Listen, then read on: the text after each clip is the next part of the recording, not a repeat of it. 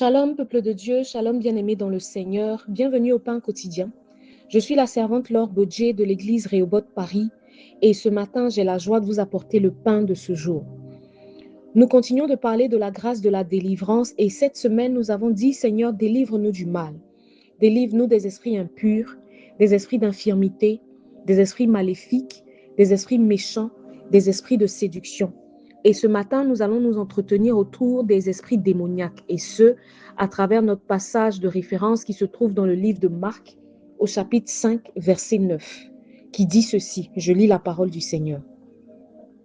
Et il lui demanda, « Quel est ton nom ?»« Légion est mon nom, lui répondit-il, car nous sommes plusieurs. » Amen.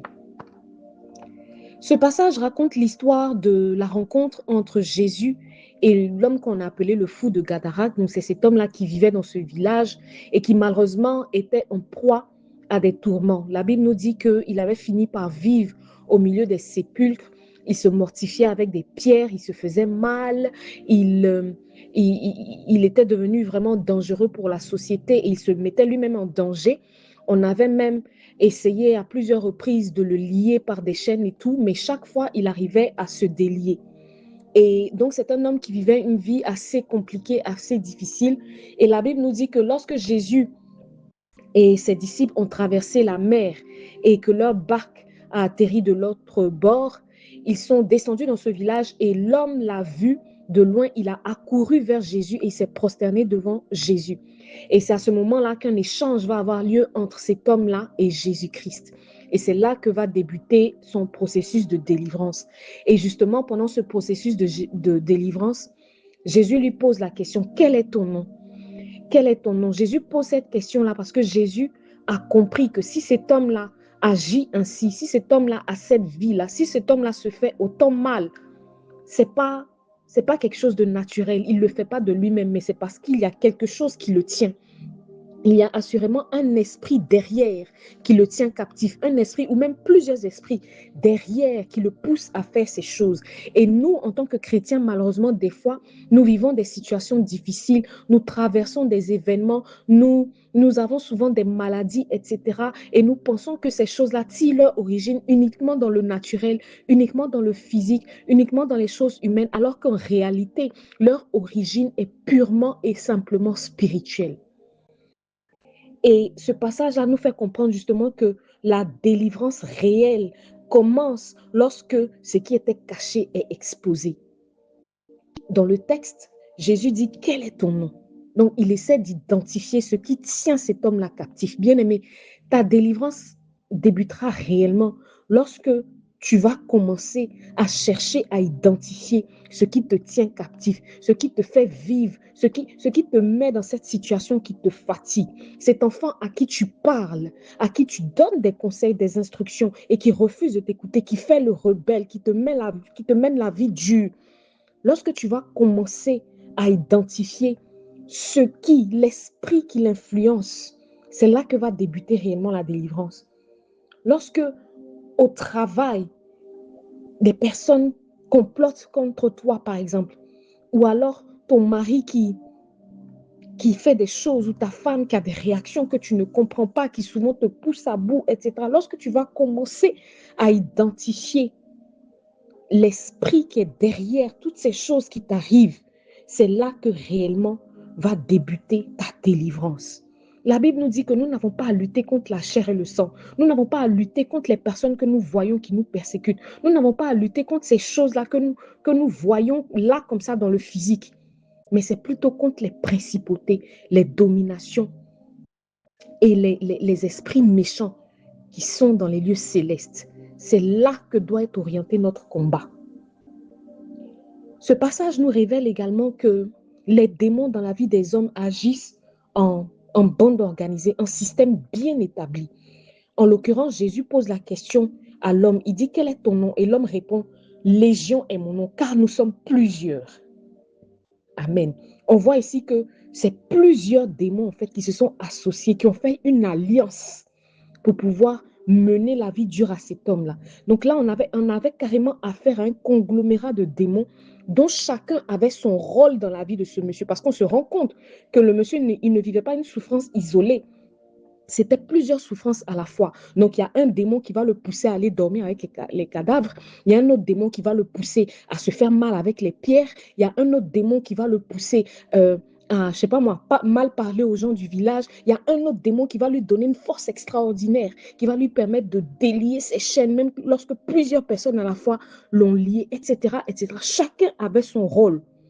Et c'est ensemble qu'ils ont formé cette entité-là, qui est devenue vraiment insurmontable, qui est devenue puissante dans sa vie.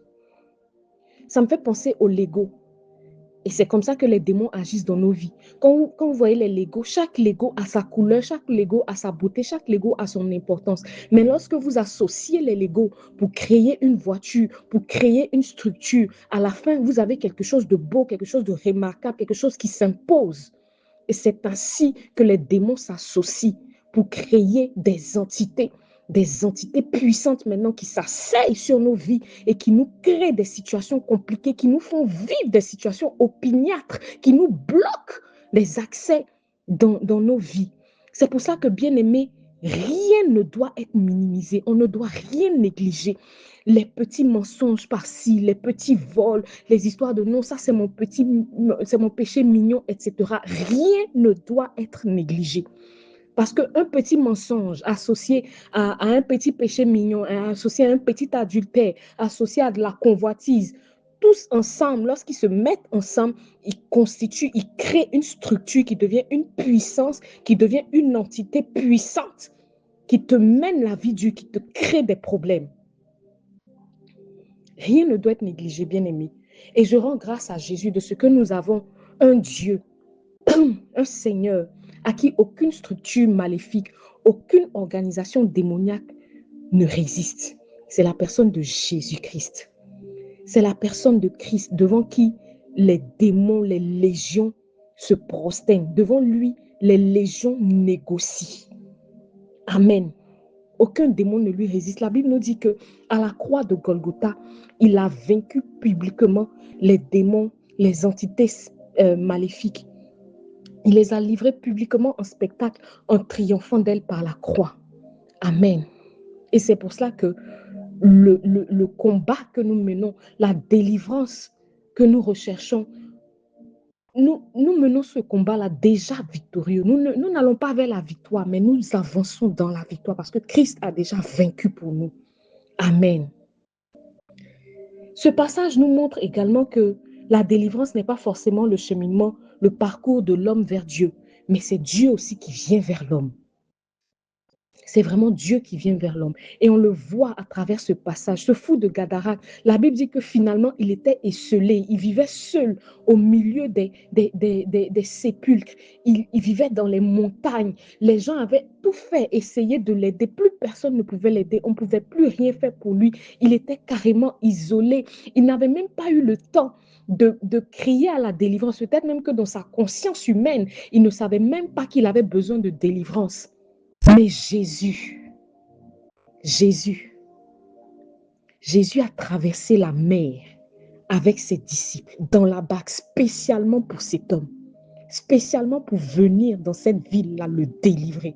Jésus savait que cet homme-là avait besoin de délivrance et il a fait le déplacement pour Jésus. Pour lui, pardon. Quelle grâce! Quelle grâce! C'est là la grâce de la délivrance. Je prie réellement pour quelqu'un, pour une personne qui a besoin de délivrance. Je prie pour quelqu'un, même si tu n'as même pas encore prié pour ça, même si tu t'es pas encore agenouillé pour supplier le Seigneur, pour avoir la délivrance, même si dans ta conscience, tu ne te rends même pas encore compte que tu as besoin de délivrance, je prie que là où tu es, que Christ vienne vers toi, que la grâce de la délivrance te localise et qu'il te libère au nom de Jésus. Je prie pour une délivrance parfaite dans le nom de Jésus-Christ de Nazareth. Que la grâce de la délivrance nous localise, que la grâce de la délivrance soit véritablement notre partage. Excellente journée à tous et que Dieu nous bénisse. Amen.